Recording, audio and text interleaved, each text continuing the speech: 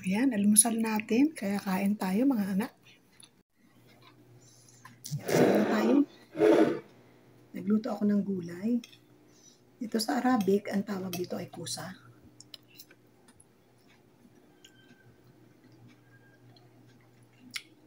Sa English naman, ang tawag daw nila, kushine. Ginisa ko na sibuyas, bawang, at kamatis.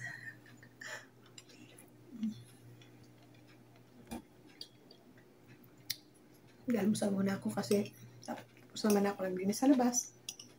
Nagluto. At ngayon, kakain naman ako.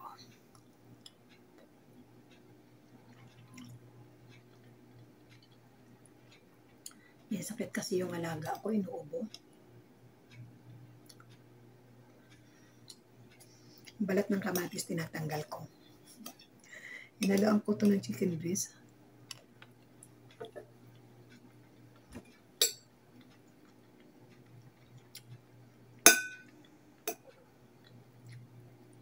Unang ubo yung bata. Wawa naman.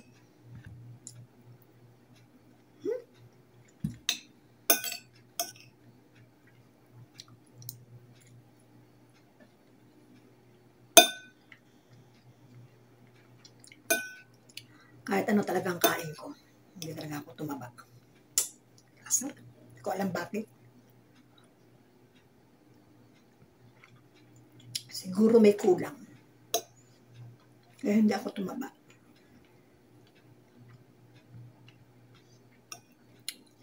At hindi ko alam kung ano yung kulang.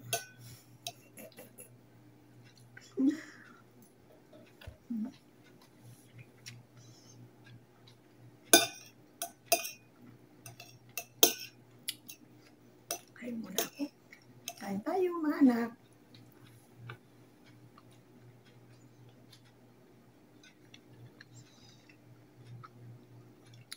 Wala na naman kasi ako may upload. Ay yung aking kabwakagan na naman ang aking ina-upload. Ginawang content.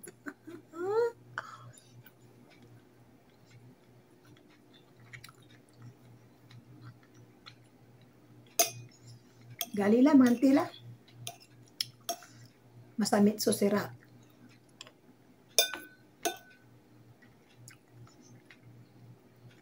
No antayo laba.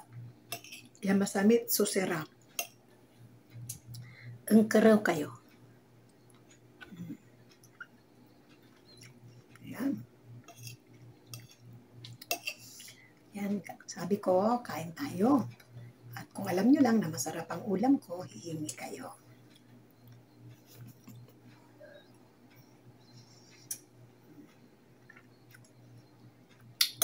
Konti lang talaga yung gulay, yung kanin ko. Tapos dinamihan ko ng gulay.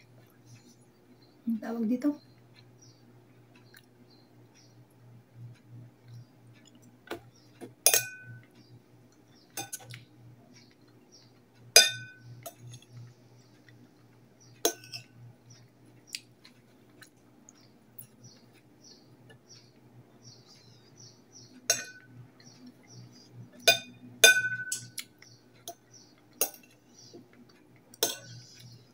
Hirap pa naman pakainin ng bata pag may sakit.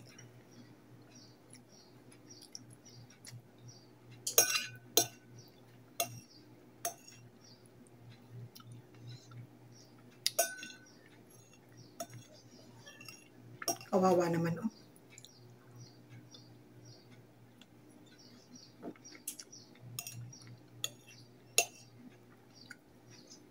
Ito kasi mag-asawang to.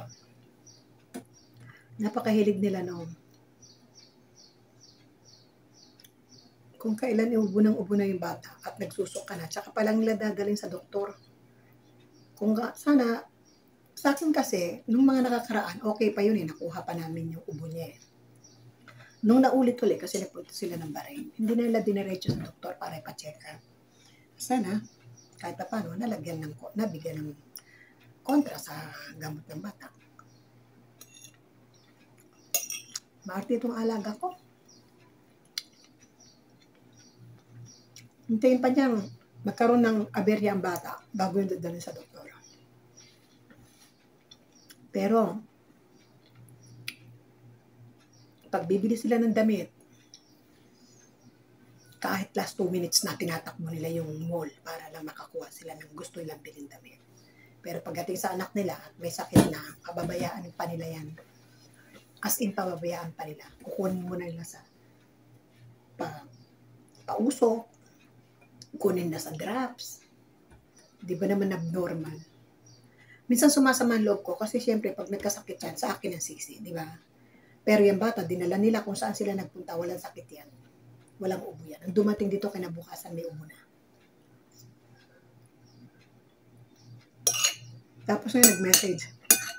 Patayin ko daw yung aircon doon sa kwarto ko kasi nandun nga yung bata. At sinunod ko. Di ba ubo na ubo pa rin?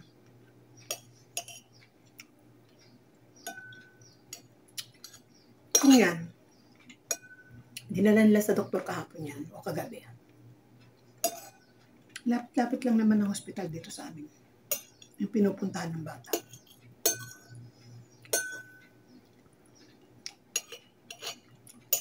Pero pag mga kalokohan, ang bilis nila.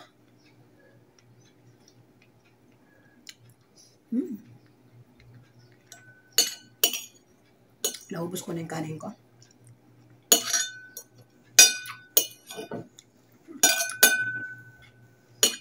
Masarap.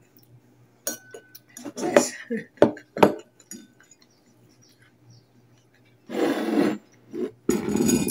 Isang tasang kape.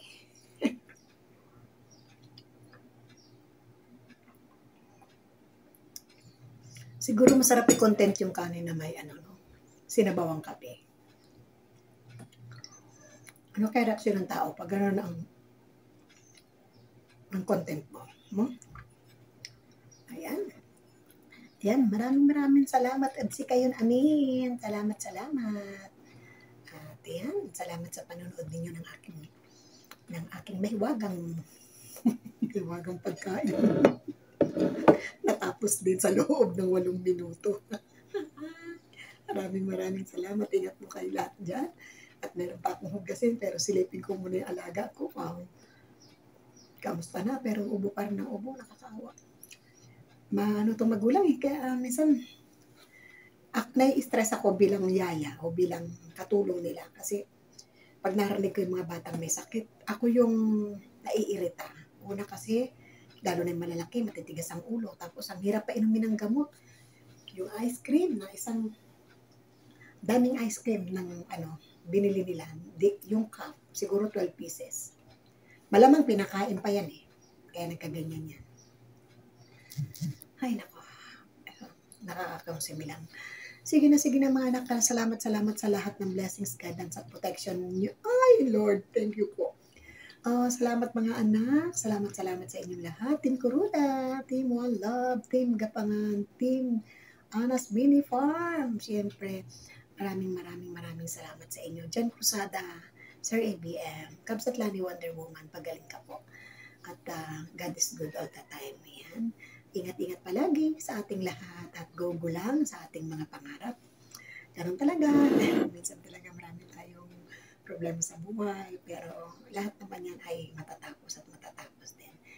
At sabi nga, sa tamang panahon. Yan. Kaya maraming salamat. God bless everyone. Bye-bye for now. Ingat-ingat kayong lahat yan mga anak. Huwag niyo sanang kalilimutan palagi ang magpasalamat sa lahat ng blessing na dumarating sa atin. Ito man ay maliit at malaki. Ito ay napakalaking kaligayahan ng puso natin, di ba?